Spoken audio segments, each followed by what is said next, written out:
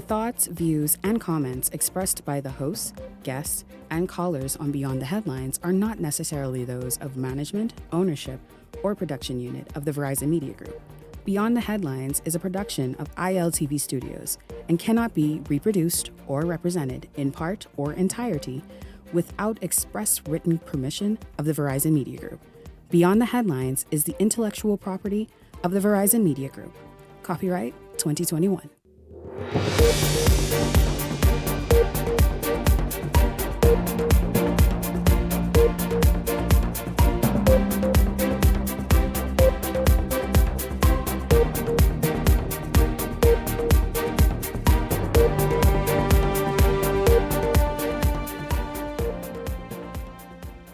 Coming up tonight, a parent-teacher conference at a primary school in Grand Bahama lands the principal and hospital with serious head injuries. Tonight, the president of the Bahamas Educators Managerial Union speaks out.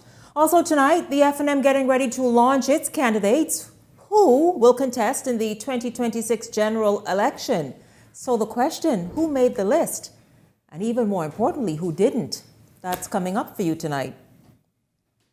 Meanwhile, the Progressive Liberal Party, with one district rally under its belt, PLP leader Brave Davis is setting the course for the road ahead, challenging civil servants to get to work on the business of the people. It's all straight ahead for you this evening. This is Beyond the Headlines. Good evening. I'm Shanique Miller. It's great to have you along this evening.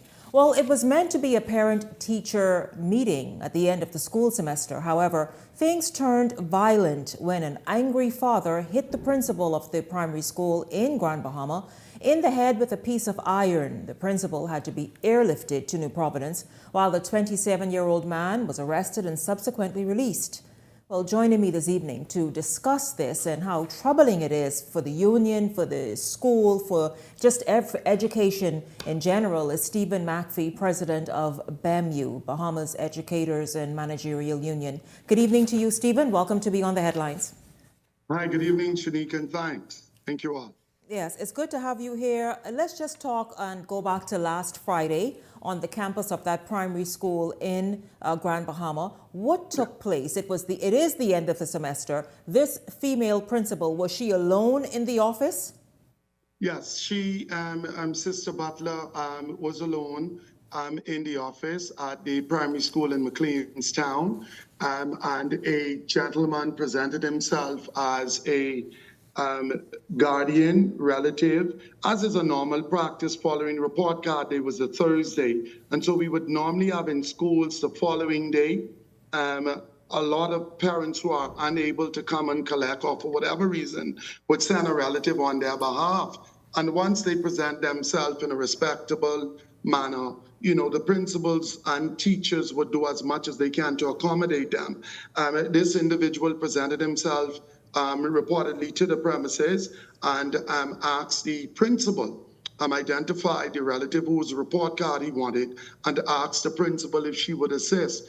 The principal, female, turned around to go and collect the report card to give to the gentleman, and most cowardly, this gentleman just started bashing her in the head. So then it appears as though, is the principal even speaking right now to say whether or not this person actually came for a report card?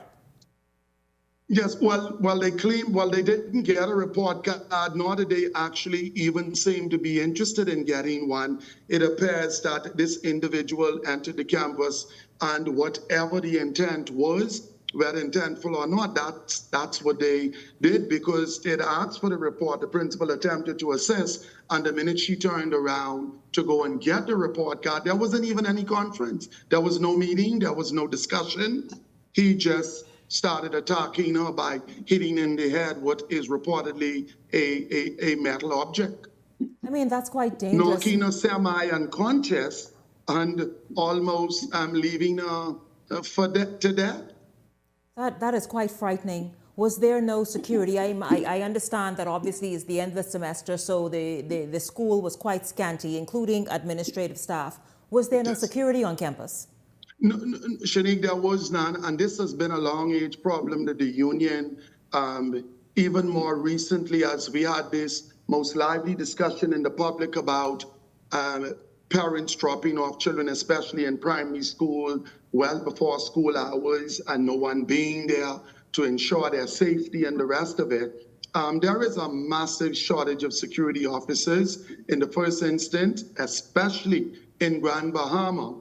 And I would say in most cases where you find security officers, in some of those cases, Shani, quite honestly, those persons don't even have the resources and equipment. I don't even know if the adequate training and even physical ability to safeguard and protect any employee on those premises. Well, I know but in this instance, there was no very security officer. we take very lightly the word security officer because some people you see walking around, you wonder if it's a joke that they are the security officer. And so I support your push to have school campuses made more secure by people who truly are trained in security measures to be able to either de-escalate or take down a situation like this. Let's get back to the issue that happened. This principal was so badly injured, she had to be, and with head injuries, she had to be airlifted? Yes, she was airlifted with the assistance and support of a private donor in Grand Bahama. She was airlifted on a private flight here into New Providence on a Monday morning, and she was driven to This was yesterday morning. She had to be airlifted. Yes, yesterday morning, and this incident occurred Friday morning, right after the start of school hours, shortly after 9, reportedly. But she was seen by a doctor there at Duran and was referred to a doctor at Doctor's Hospital. Well, that's good. Can you share her condition right now and what's happening? We have been in communication with the representatives who have traveled along with her. We've made every effort not to contact her directly because, as you could understand, what her state of mind will be at this time. But as late as a few hours ago, she did meet with a specialist, a neurologist, who would have observed and looked at what the injuries were prior to that. She met with doctors yesterday at the Doctor's Hospital who assisted with cleaning up wounds and ensuring and making some adjustments and changes to what they were able to do to assist her. But she is well. I can tell you her spirits it's down, and it was even made worse when she apparently heard via the airwaves that the accused was released on bail. Now that's wild. That part right there is wild. It was good that it was quick justice in that he was quickly charged with what, assault? Well, we're not certain. We would have been, I think I may have seen assault, but this yes. this is attempted murder. I mean, to hit someone with a steel object and repeatedly. So you are trying, for whatever the issue is, you have an intent. And so for this person to have been arrested, charged, all very quickly since Friday, but released, how does the Bahamas Educators Managerial Union and its members feel about that? Well, we're highly, first of all, we're surprised and as much as that disappointed, because not only that, for the reason that this person was released on bail, but this is someone who is already on bail for attacks and similar, reportedly, incidents that they have to show up to court for in the next few months to be addressed. And so we are somewhat concerned that if this person is on bail already for things that would be considered a threat to society, not only those outside, because based on me listening to some reports, I'm also concerned that this individual in that state of mind could also pose a threat to those who he reside with. And so I've never seen anything of such. And so as you could imagine, the membership at this point is just, I mean, we're doing all we could to tell them that the focus now really needs to be prayer and continue prayer for the member. But I can tell you, they are beyond disappointed and frustrated. And if I may, Shanique, I must send a big thank you out to Sister Sandra Major and our members of Beckerwood in Grand Bahama, who has said to us, whatever it is that BEMU take the lead on in this matter, they are prepared to stand with us. They are prepared to stand with us, right down to lending support for our good sister and her family.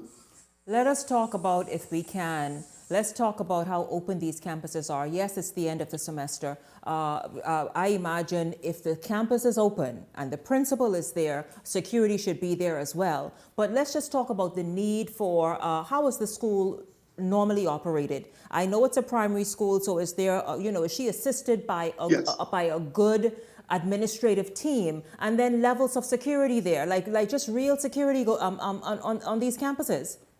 Well, Shanique, you hit on a very important point. One now that has driven us as a trade union to have matters before the Supreme Court. And from, I can say, at this point, the way we're going now, we're going to be right back there or even worse. Because there are some at executive management level who believe because of the size of the school, we only need one person to manage and supervise the school. So take, for example, this very same case.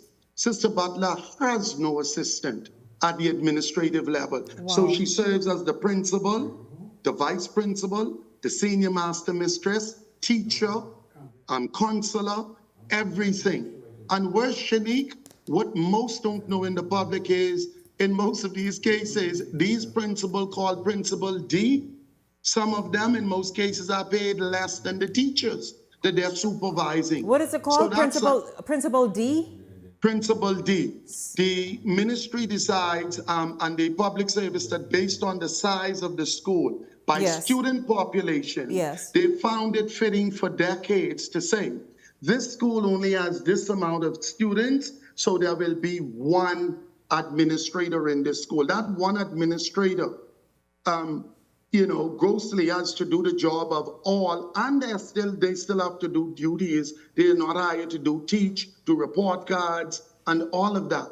And we're saying to the ministry, if for nothing else, this should put light on this, that we will not continue. So for those at management level who feel they are justified to continue with these abusive practices, and the only complaint or the justification could be, that is how the system was, that is how it is, we, Shanique, will no longer put our members and those we lead and supervise in such position. She has no assistance at the administrative level, and she's paid less than some of the people she supervised and managed. Well, certainly she should not be among the lowest paid on the campus. I mean, she does have the biggest title and wears the most hats.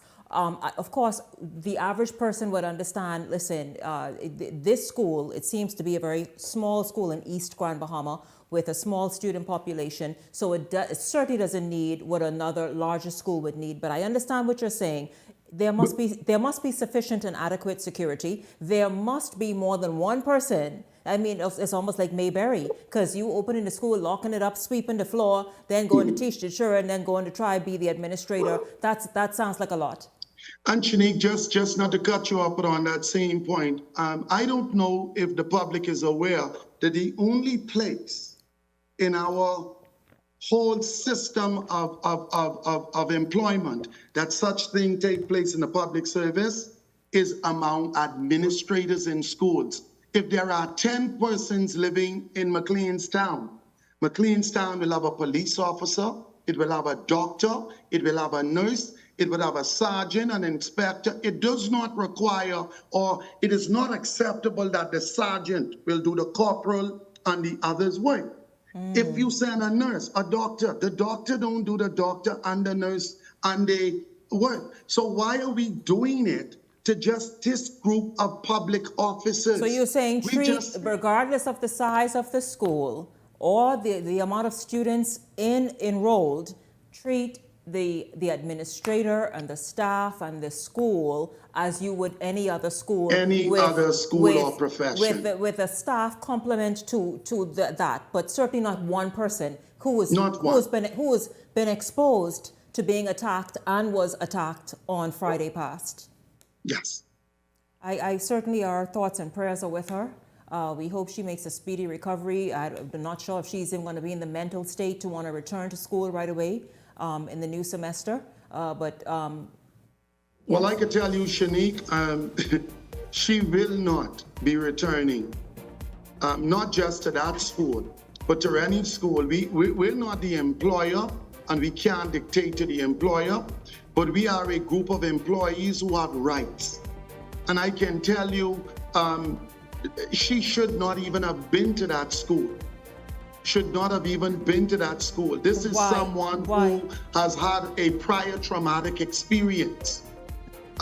You may be aware that a few years ago, just most recently, there was a boat accident from Grand Key.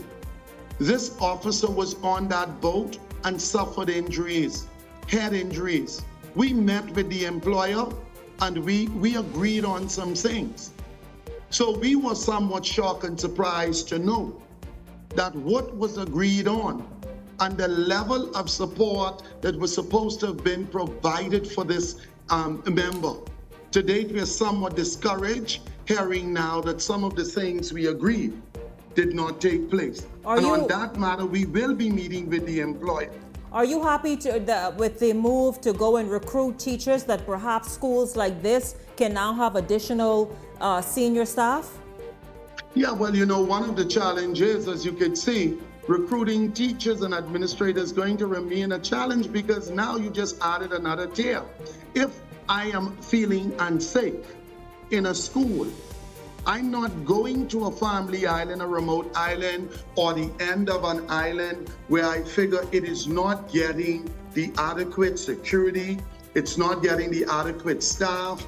Who's going to feel safe to go into that school now? Especially with what has happened where someone can do such a thing on bail and still be released in that environment. However, we want to say we are believing and trusting that the judicial system, the legal system, and the employer is going to make every effort to ensure not just Sister Butler, but those other teachers who live in that community or who have to be in that community receives some degree of safety in their minds that they can return to that site or any other similar site. Thank you very much, Stephen McPhee, President of the Bahamas Educators Managerial Union. Thank you, speaking on the attack, the brutal attack of a principal in East Grand Bahama on Friday past. Thank you so much for speaking with us here on Beyond the Headlines this evening. Don't go anywhere, because when we come back, we're going to shift gears to the Free National Movement. You all have been asking all this time. Well, in about 2 days, they are going to roll out their first slate of candidates. We're back after this.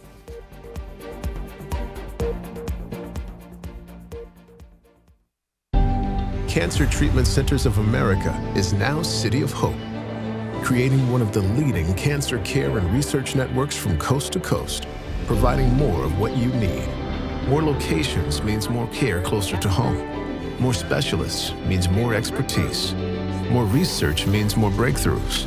More advancements means more treatment options. And more options means more hope. Call now to get more of the care you need.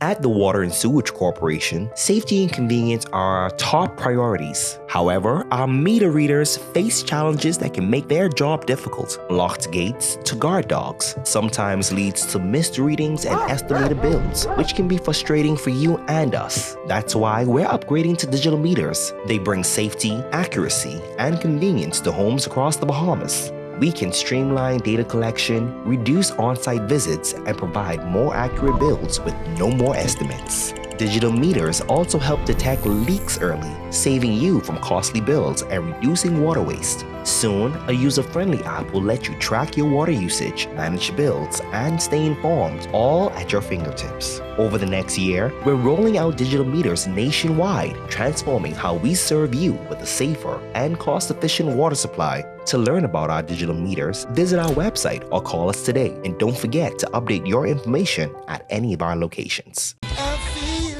good when you're wrapped up in my arms, dancing to a reggae song. Feel good, I feel good, 'cause your perfume isn't loud, and only I can talk about. Feel good, feel good. You feel like velvet rubbing over my skin. And when your hair...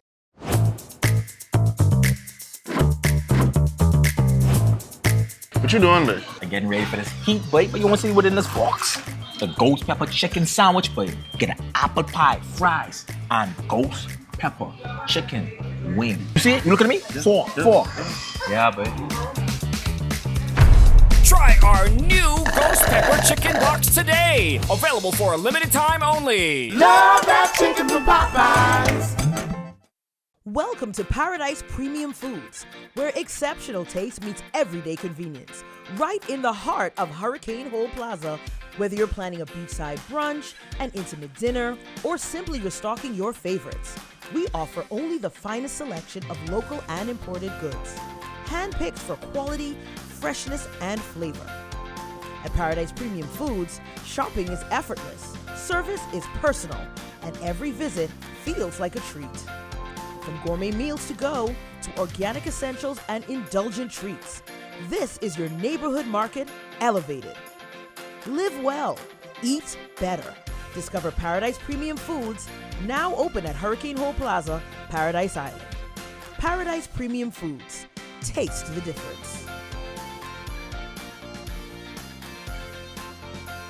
If you enjoy watching Beyond the Headlines, take advantage of our exclusive offers with 4 15-minute interview segments at $1,200 and 20 30-second TV ads at $2,000. Contact 557-0258 or 557-0259 for more information. Go beyond with Beyond the Headlines.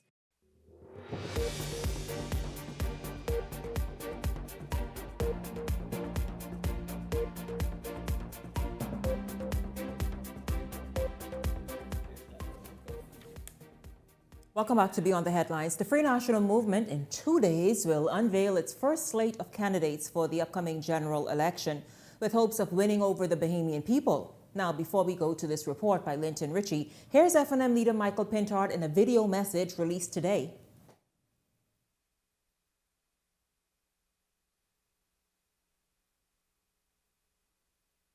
I know that many of you have grown frustrated over the years about who exactly you could trust. I've said it often, we need to be restless as a people. Because like you, I'm sick and tired of business as usual in our country.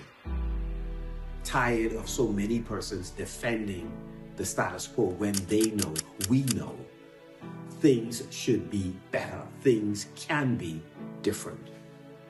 Over the last 50 years, both administrations have gotten a number of things correct, but we know beyond a shadow of a doubt that there are challenges we have not yet met, that there are opportunities that we have not yet seized.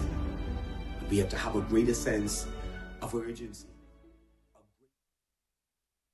Message released today by FNM leader Michael Pintard just ahead of his candidates launch. Now, here's Linton Ritchie Jr. with more on the candidates launch. Tell me about your expectations. What are you hoping to see? Anything? Former Prime Minister Hubert Ingram keeping his cards close, declining to comment on what he expects from the Free National Movement's candidate launch this Thursday as the countdown to the next general election continues.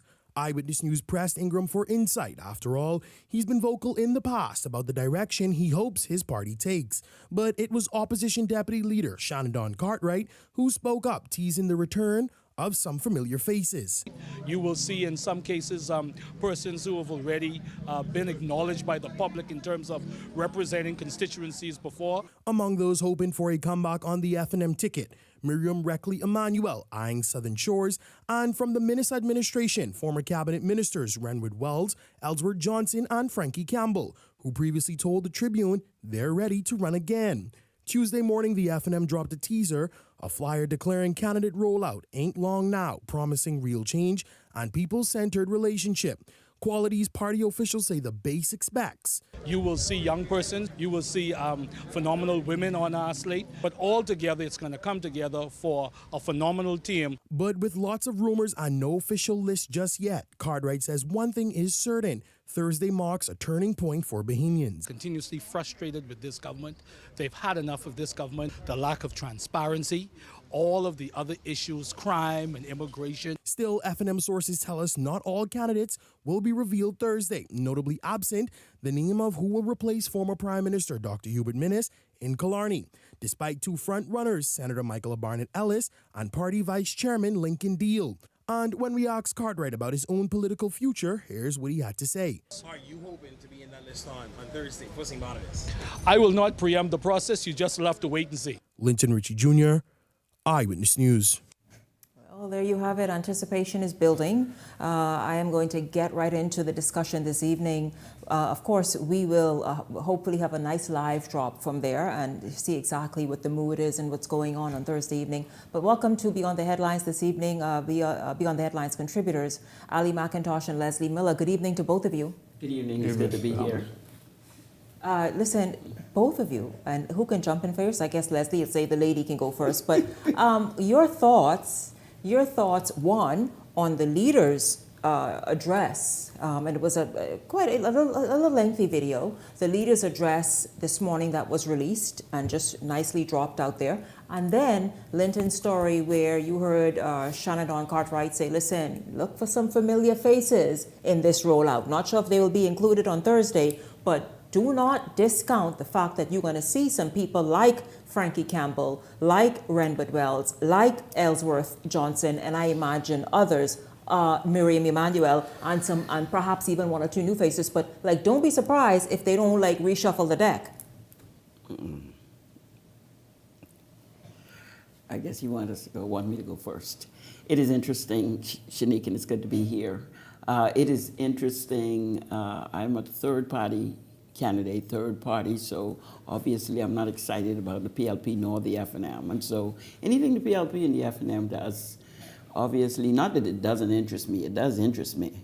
It's how long they can go on with the politics, as they say, the PR, the strategies, the marketing. I mean, even the people are getting kind of tired and wary with this level of politics. I know we can't go on and sustain the campaign from now until next September, so clearly the election must be very close based on what is happening. I'm just saying. Ali, I like the fact that you politicking right now, but you did not respond to the F&M's rollout that's intended for Thursday. Now that's interesting. Okay, let's get right to it. We see some candidates who were there before, been there, we've done that, we've seen what they can do. That's why they were voted out of office. For them to come back, I'm trying to think of which one of them coming back would be a good fit. I haven't considered that quite yet. I'll get back to you in regards to that. I think the leader is kind of lackluster, and even in the speech that he gave tonight, I mean, come on, you are trying to win the government from the PLP. Bring some more energy to the table, bring some more honesty to the table, bring some more authenticity to the table so that people can say, hey, we want to do that. But as we see the country, a lot of things here needs to be revamped, revised, and reset. That's my first comment. Well, it's interesting the rollout is about to begin. Thursday, the F&M has indicated they're going to roll out a few candidates. I guess they probably roll out about 10. Maybe 15 of them. You're going to have about 39 to 41 seats in the Bahamas for the next election.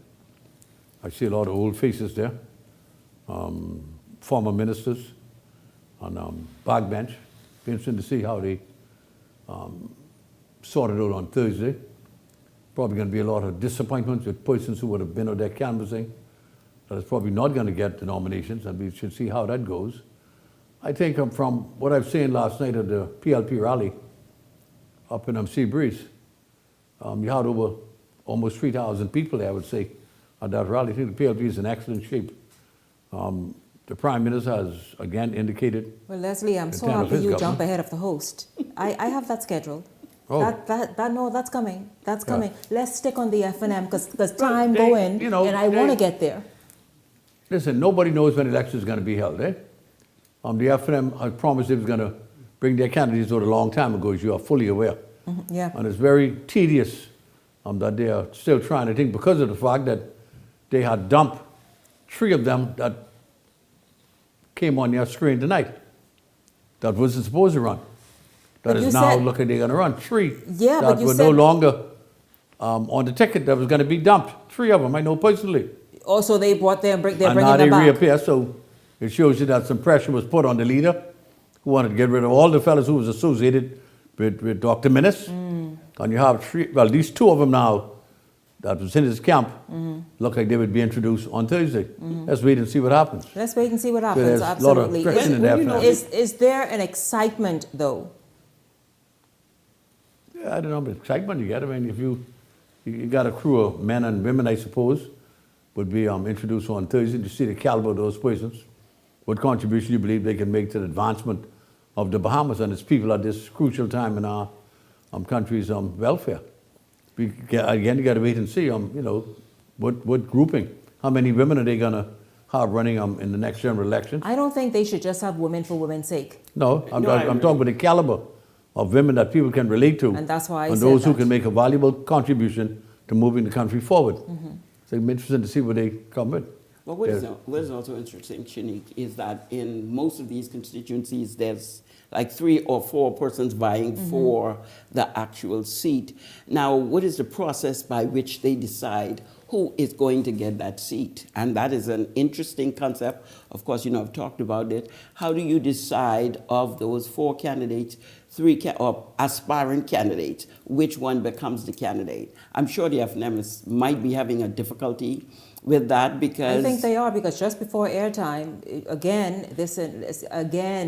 someone unknown to me from Central and South Eleuthera says, listen, I want to speak with you officially on the record about whatever took place in Central and South Eleuthera. And I told them, I said, listen, perhaps let's revisit that. But last night on the show, I talked about Ali, and they had like a polling. Something was done. I don't know if it was just that or all across the board. But again, we will see, because obviously the decisions have been made, and this first group will be announced on Thursday. And of course, we will give opinions then. See, people are, I think, Shanique, what becomes a problem when we get to a point where you have 3 or 4 aspirants, that if the process is not transparent, now you have people losing faith in the system. What are they doing? And if the FNM is not being fair in regarding to picking the best candidate, what is the best candidate? Number one, is it the person who's most charismatic? Is it the person who's substantive, who's got the experience? They may not have been a politician before, but they come from a background, some experience.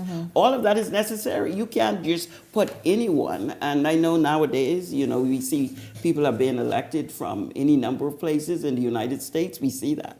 However, we have to consider, when you're governing a nation that is spiraling out of control like the Bahamas, we need to find people. Tell me how it's spiraling. Spiraling. What? It's spiraling. No, Ali Ali's a wordsmith. She used to be in media, So I will know what you mean by spiraling, because that's heavy. That's Spiraling. heavy. We have a national debt that is almost 100% of GDP. I mean, it's being manipulated over and over. We have a government making decisions based on advice from people who are asking them, and if I say one example, asking them to refinance debt and refinance stock government bonds that are due in 5 years and in 6 years at a higher rate. So if you have government bonds that's 6% now, we're going to pay them when they expire at 6%. You go refinance at 9%. Do you think that's better? You think that's better? And the government and the Prime Minister of the Bahamas is telling the people, oh, we're going to have a cheaper rate. It's not cheaper rate. We're going to pay more in the long run. And when people are prepared to tell the people they're governing what I would call lies. I know in television they try not to say lies, but it's lies. Because 3% is plenty when you're talking about billions of dollars or millions and hundreds of millions of dollars. So we need a reset in the country where the government has to be prepared to tell the people the truth. And we say spiraling out of control because when people who are leading the country think it's all right to do that, we're spiraling out of control. Now you've indicated it's 9% interest rate. Where did you get that from? Oh, you didn't read the paper 2 days ago. In terms of the refinancing, the Prime Minister of the Bahamas said that they refinanced.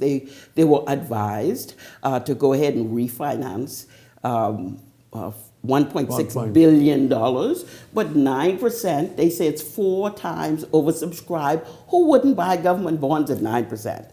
If before it was at 6%. I would do so too. 9%, 10% is good amounts. However, the fact that those government bonds aren't due until 2028, 2033, why are we refinancing them now at 9%? People are going to buy it. It is the government just to themselves taking these advice to go ahead and finance it. I'm thinking it's money grabbing. It shouldn't have been, because in the long run, we are going to have to pay. The people of the Bahamas is going to have to pay, the taxpayers.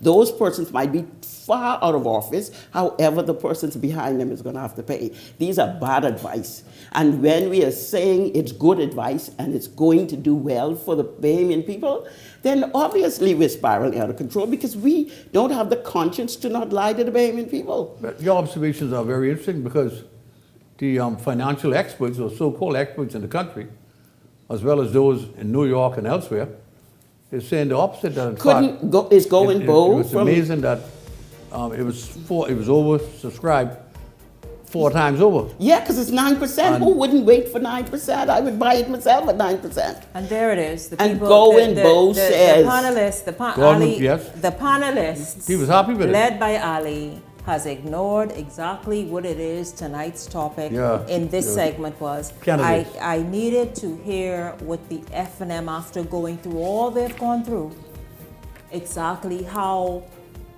exciting a time and perhaps necessary it is for them to now have reached this point. But Ali, how many candidates are you running, Ali? This is too early. And why I'm saying it's too early. You mean, Ali, you ain't appointed no candidate yet? No, you know why? Because you can't talk with the F&M then. I see why. No. The point is the election is supposed to be from September 2026, right?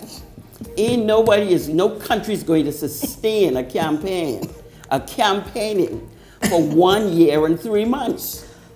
Who's going to have the money to do that? Ali, who's going to have the patience to do it? When is the Bahamas Constitution Party going to launch its candidates? That's probably what I should have asked. Are you all really serious about this campaign? Oh, yeah. I'm going to continue to talk. Have you all ever gotten over 1,000 votes in any... Stop, Bessie. No, but it doesn't even matter. The point of the discussion is that we must keep the feet of the government to the fire. And if they tell lies to the Bahamian people, the voice of the Bahamas Constitution Party is to say it's a lie, you shouldn't say it. We are back after this. And so that's all it is. Don't worry about all of that. We're talking about Tell me.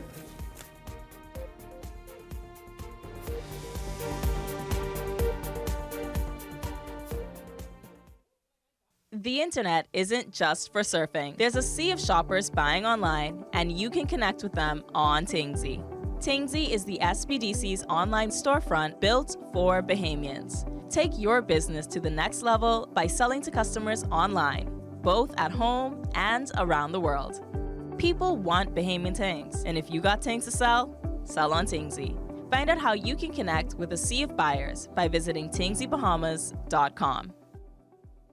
We're back! Playhouse and Sound Investment presents your Back to the 90s Volume 11, July 12th at Breezers. From Volume 1 to Volume 10, Playhouse brings to you the most anticipated Back to the 90s party yet. July 12th at Breezers. Party with some of your favorite Playhouse DJs, Big L, AI, Pressure, alongside Extra Large and DJ Tank with special guest DJs like Tiny.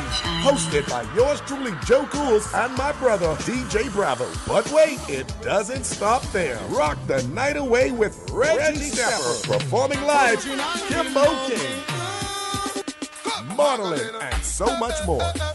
Early bird tickets are limited. Get yours today. Tickets available, cash and go, Tropics, On the Bay, and any of your favorite Playhouse DJs. For tables or Skybox, contacts 819-2900. Playhouse, back to the 90s, sponsored by Sound Investment, Guinness, Hennessy, Paradise Games, Tropics on the Bay, Cash and Go, and Alive.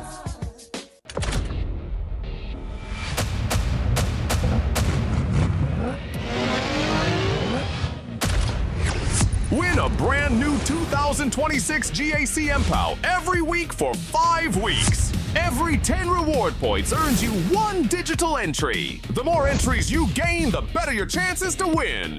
5 weeks, 5 cars. Will you be one of our lucky winners? Catch the keys today, only at Island Luck. Island Luck reminds you that it's only a game, so game responsibly.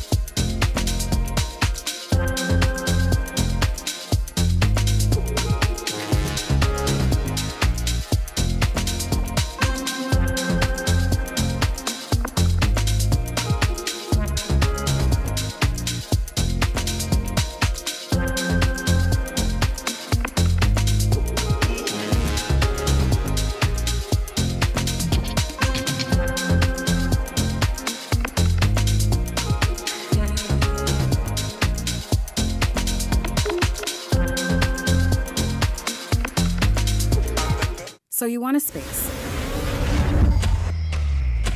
But not just any space. You need something with a little more potential. So how about 1,000 square feet of room to play with?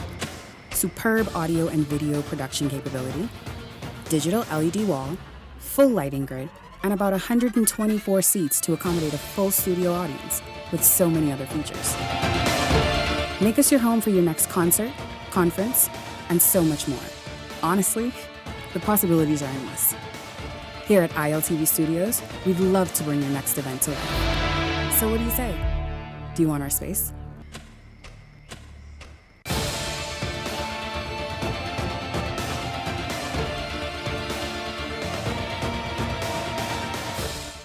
If you enjoy watching Beyond the Headlines, take advantage of our exclusive offers with 4 15-minute interview segments at $1,200 and 20 30-second TV ads at $2,000. Contact 557-0258 or 557-0259 for more information. Go beyond with Beyond the Headlines.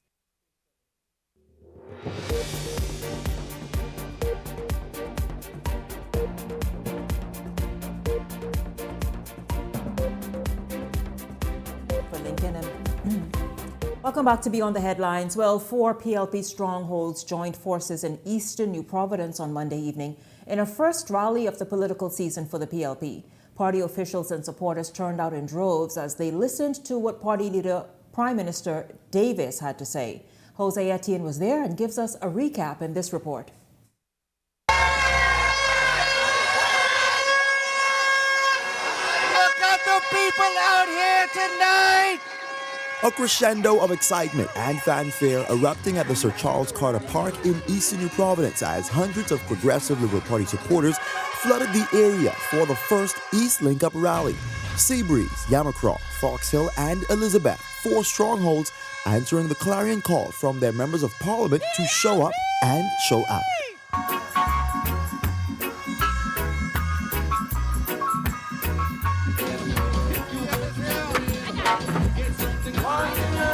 It's the party's first gathering since launching its re-election campaign on Labor Day, and Prime Minister Philip Davis wasted no time sending a strong warning to public servants. I am fully prepared to move anyone or send home anyone who isn't getting the Bahamian people's work done. The remark, met with roars from supporters, was aimed at long-standing frustrations over lackluster service in the public sector. Too many times, our people walk into government's offices and get the same story. Come back next week. Wait on the next person. Check back after he processes. That has to stop. With the PLP eyeing a second term, a rare feat last seen under former Prime Minister Hubert Ingram, the message last night was clear: keep the momentum going. Seabreeze MP Leslie Miller-Bryce took that message a step further, framing the upcoming election as a choice between progress and regression. We can't keep playing this game of political hot potato, switching governments every 5 years and resetting all of the progress. Party Chairman Fred Mitchell also making a hard sell for why the electorate should renew the PLP's mandate. You got the Fresh Creek Bridge. You got the seawall in West End. You got the glass window bridge in Eleuthera. You got the airports in North Eleuthera, in Long Island, in Mayaguana, in Exuma, and in Bimini, all to be finished by the Progressive Liberal Party. Elizabeth MP JoBeth Colby Davis got the crowd on their feet as she touted lower electricity bills and the government's push towards energy reform. 62% of residential customers received bills under $125. But the night wasn't just about promises. It got political. Yamacraw MP Zane Lightburn fired off a stinging critique of the opposition, accusing the FNM of wasted opportunities, particularly in Grand Bahama. They couldn't sell the hotel in Grand Bahama or do anything for Grand Bahamians with all 5 seats and all were cabinet ministers, even the deputy prime minister, the minister of finance, and the minister of state for finance. They had all of them, and they still abandoned the people of Grand Bahama. Eyewitness News understands a similar rally is being planned in other constituencies in the coming weeks. But what political watchers are really waiting for is when the PLP will officially unveil its slate of candidates, setting the stage for a three-way battle between the PLP, the FNM, and the Coalition of Independents. Jose Etienne, Eyewitness News. They said don't be back live. I tell you, they're discussing of when they think the election is. But listen, Leslie Miller, Ali McIntosh, good to have you, of course, here in this segment. Your thoughts on this first official sort of rally? It's being done in divisions and districts, but this official first showing for the Progressive Liberal Party, and then what the Prime Minister decided to focus in on in terms of the public service or parts of the public service where there always is a lag. Oh, gosh.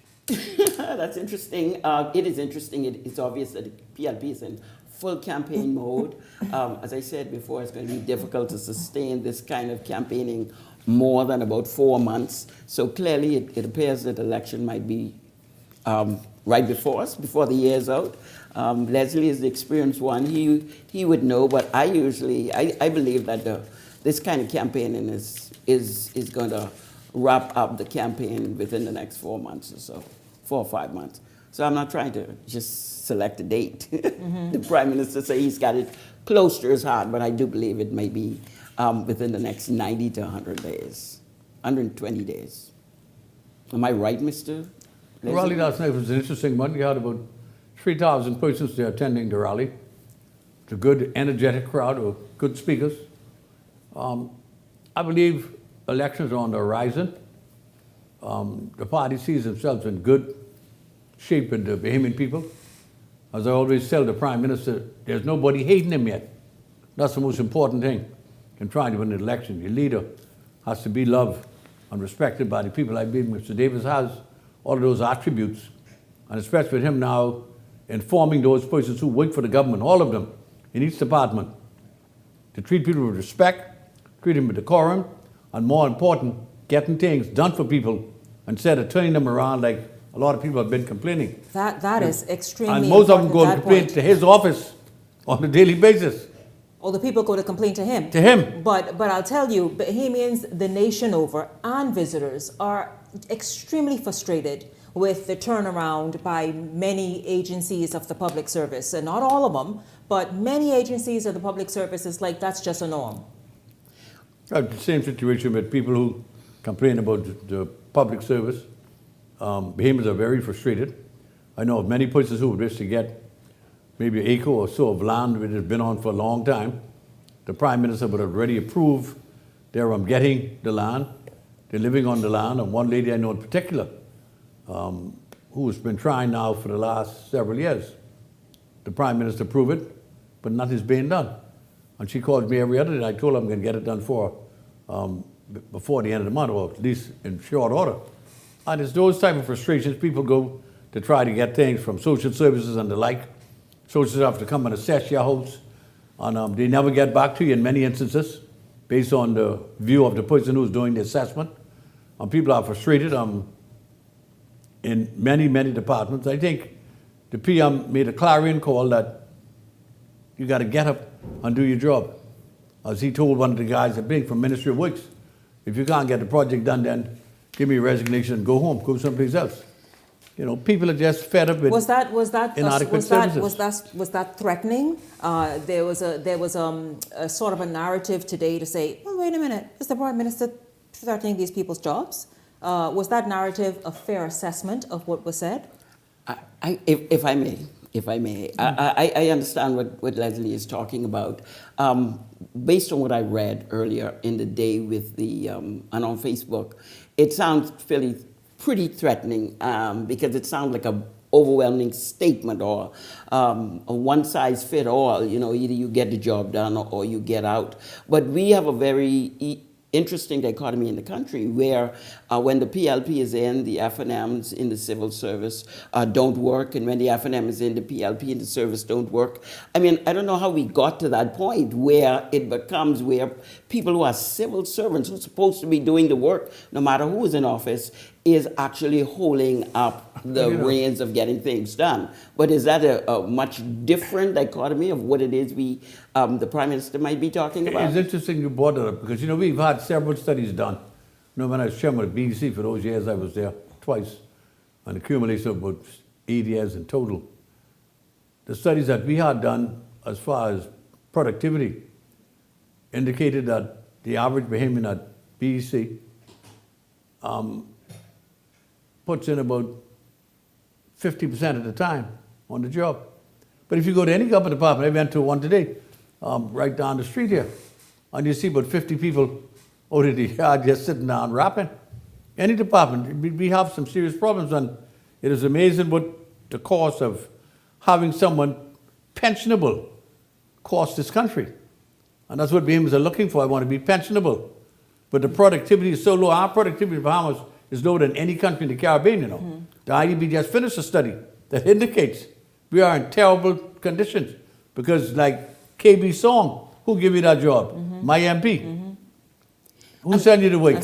And therefore, that gives you the excuse and not to have to work. It's a serious problem we have in this country. No, we've got Very to do it. Problem. We've really got to pull up our socks. I didn't realize it was that low. Just telling them to get up and get it done. You know, do your job. Yeah, 50% of productivity is really low. I do believe that we have to push the unions even further. Let's go from the people. Because when you get a job, I think this political appointment of jobs is an issue. And I'm talking about, ground level jobs. When people give you a job, your member of parliament is keeping you in the job. You're not coming to work. You're doing half of the work, as you say, 50%. We have to dispense with that. I don't know how we're going to do it, but we have to dispense with that. If you can't do the job, if you don't want to do the job, you shouldn't be on the job. And so it has to be where we have to up the productivity. The unions has to push their members to do the job, but it has to be that when a person is infraction on the job, that the member of parliament can't protect them. They have to, the union has to only speak to them because of, I'm talking about speak for them, right, because of the level of productivity they're giving. And if they're not giving the productivity, they have to leave the job. In conjunction with that, let me give you something that Jess recently told to me over the weekend. One of the major government corporations on the Family Islands, the overtime is in excess of 50% of their salaries. Excess of 50%. How so? In the Family Islands. Because the manager work with the fellas there, and everybody just take the Bahamian people for fools. 50%. Well, we are in the government entity. It's unfair to the rest of the Bahamas. Yeah. And these people make twice as much in salary, as the average That kind of stuff was done for person who works for a government ministry. Yeah, These corporations, that's been the norm. so because disaligned. they just start working when the overtime kicks Yes. in. Yes, You know, that's but when I want to get to this. You Serious both. problem. This is something that Southern Shore's Member of Parliament brought up, and obviously today Eyewitness News followed up on it. Prime Minister Davis speaking on comments made by Southern Shore's Member of Parliament Leroy Major, who expressed concerns that backbenchers are sidelined while the government's budget tilts more towards cabinet ministers. Major made those comments as he railed against a lack of funding from government to address flooding woes in his constituency. However, those issues are being addressed in Pinewood, a constituency represented by Social Services Minister Miles LaRota. Now, Major's comments have since fueled a national debate on the issue of whether or not cabinet ministers have easy access to government resources, while backbenchers have to wait in line. Davis, however, says it's not up for a debate under his administration. He's ensuring that each member of parliament is empowered to better the communities they serve.